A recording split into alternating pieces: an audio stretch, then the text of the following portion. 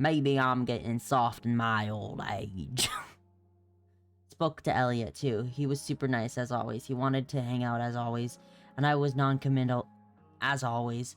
Poor guy, he's super persistent. It must be hard trying to give a shit about me. Speaking of giving a shit, I actually played a game with Steph and Mikey this morning. It wasn't terrible, but I'm not sure I have the energy to consistently care that much about anything. Same girl. I probably should be concerned about how little a shit I give these days, but that would mean giving a shit, wouldn't it? Chloe, the catch-22. Max, I know what you're thinking. You're thinking, when is she finally going to talk about Rachel Amber? Fine, you nosy bitch. Here it is. Aww. Rachel Amber is the most popular girl at school, and she's super into hanging out with me all of a sudden. Like this morning when she pulled me into the drama lab and asked for my expert opinion about true love in front of the whole class. I told her true love is bullshit, and of course, Mr. Keaton, the drama teacher, actually seemed to agree with me. Then Rachel brought me into her dressing room. Gotta say, that was the quickest I've gone from meeting someone to helping them get dressed. But that's Rachel. She doesn't give a fuck. She just lets it all hang out. Then Rachel hatched this crazy plan for us to skip school together that involves jumping onto a train, you know, like the kids ditched school in the 60s, the 1860s. Stay tuned, Max. I have a feeling there will be be a lot more to tell you soon. Chloe, Love Doctor. With all the Shakespeare shit going on, I thought I'd write you a sonnet. Then I realized that rhyming is hard, and nothing really rhymes with Rachel, which seems fitting, given that I've never actually met anyone like Rachel before. With Rachel, everything is a game of some kind. I had to use my breaking and entering skills to get this viewfinder working, just so you could spy on peeps at the park. Rachel was hilarious, making up dialogue for them, and I actually held my own, mocking some businesswoman on her laptop. After we watched some old couple suck face, Rachel decided it was high time we unsobered ourselves, so we hatched a plan to steal wine from these yippie picnickers, and since it's Rachel, the plan involved elaborate acting and more improv on my part. My acting fell short this time. Thankfully, I can still snatch and run with the best of them. Our hard-earned wine until we journeyed forth in search of more fun and games. Chloe, the unsober. Chloe, the unsober. Oops. Max, I don't even know. I don't. First off, was your money on Chloe blows this and goes back to having no friends again? I hope so. How did I fuck it up? One moment I'm having the day of my life, the next moment I'm awkwardly confessing feelings for her like some dork asking the head cheerleader to the prom, and she blew me off. Of course she did. She did not blow you off. She was just having a rough time.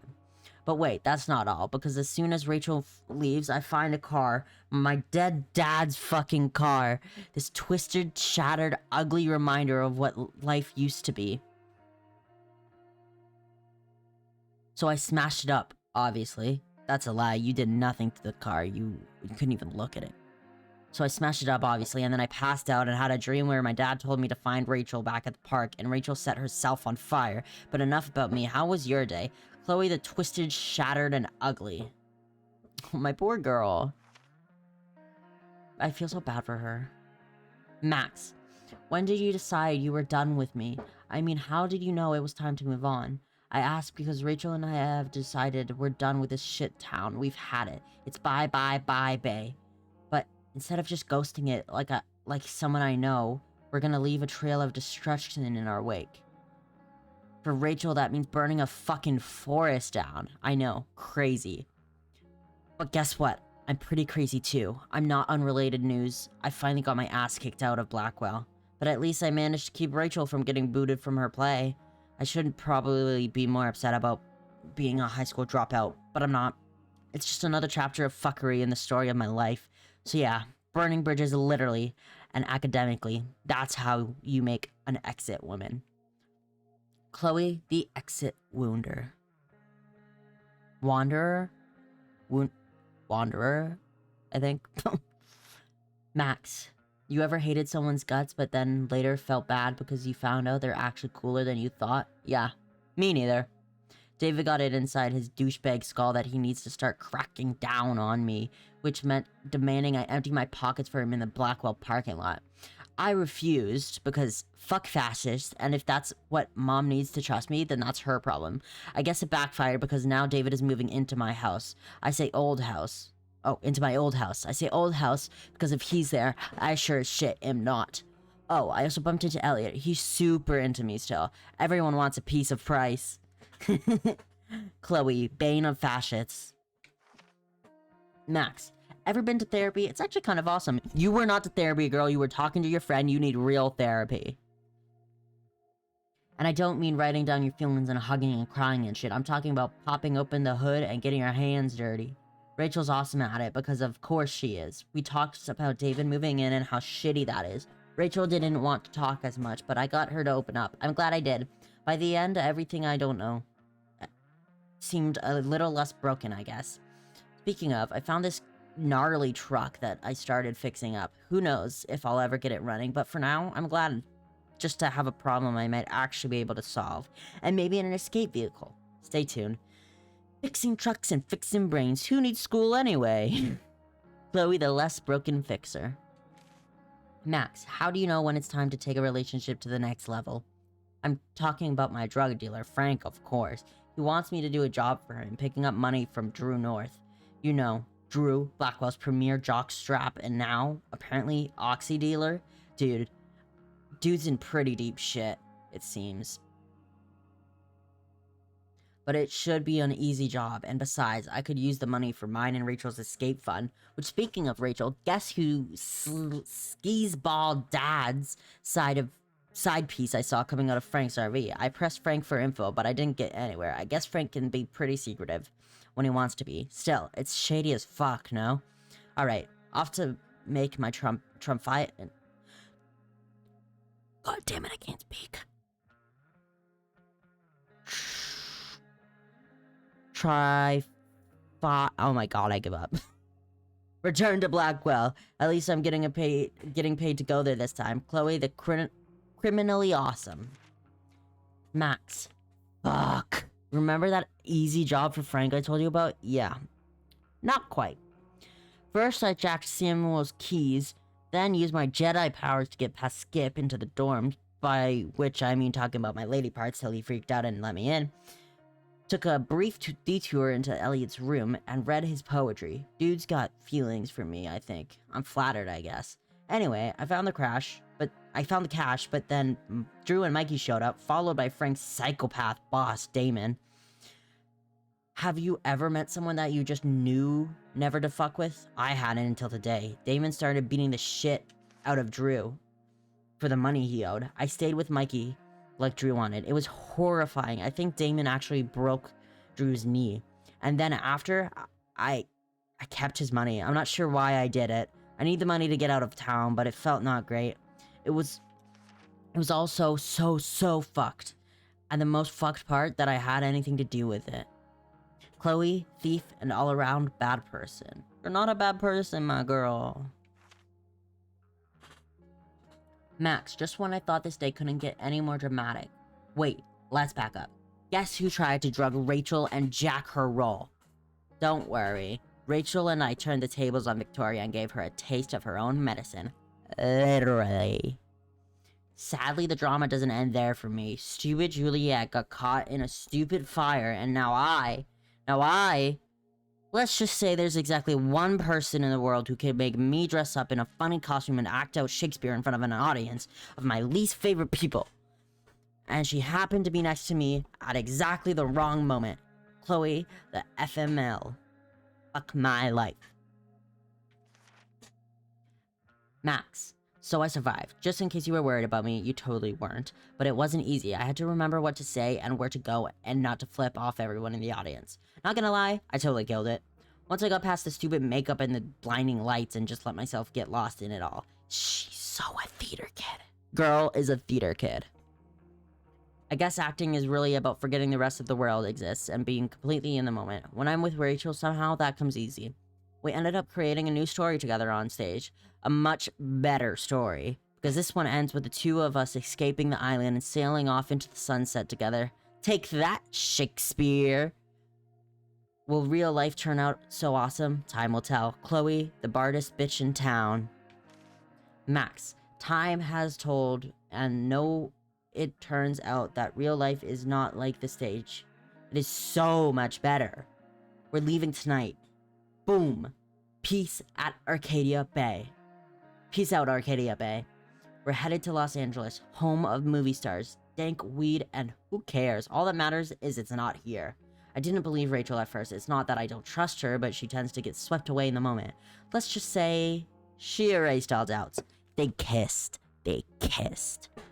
What an what you need me to draw you a map?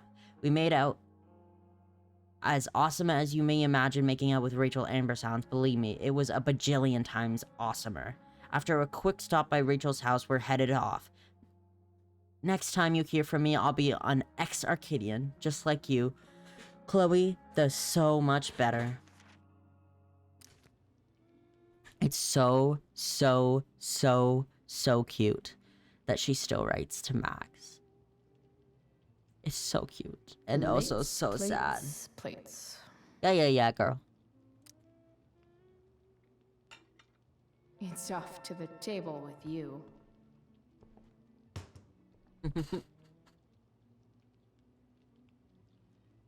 Like, where did she put those fucking plates? They're just not in her hands anymore. You got plates in your pocket? So clean. I bet Rose would kill it with my mom at the diner.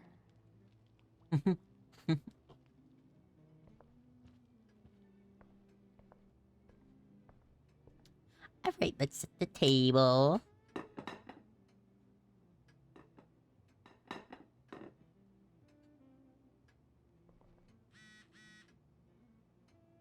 Oh, new message. Oh. Oh.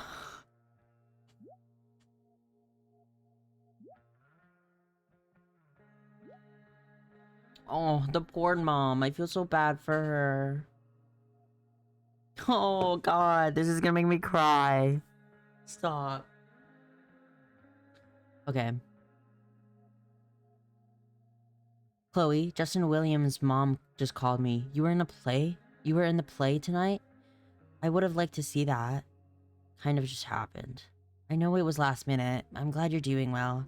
It would be nice to see you tonight. Are you coming home? Please, Chloe, I miss you. Bruh. Tears are coming to my eyes. Don't do this to me, Joyce. I fucking love Joyce. Ugh. God. Yes, Chloe?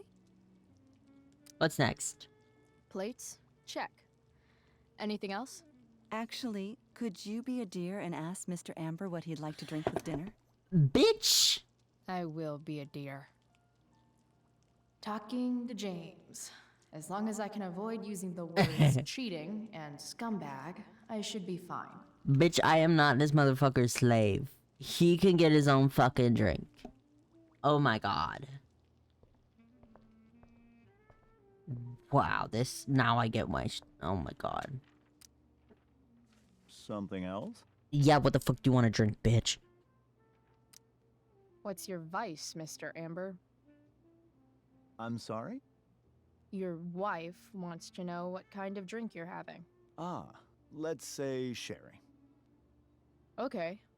1, 2, 3... Sherry. Comical. You're a little bitch, you know that? Maybe you can help me understand something. I'll give it a shot. Rose and I, we're worried about Rachel. Yesterday was so unlike her. What do you suppose is going on? Bitch, I don't know. I literally just... Oh. Oh. Oh. Guys, do I do it? Do I call him out? I might call him out. Guys, I might call him out. I might call him out. I'm gonna call him out. Hard to say. Maybe she's rebelling against something. Or someone. What would Rachel have to rebel against? We've given her everything she could ask for. Yet I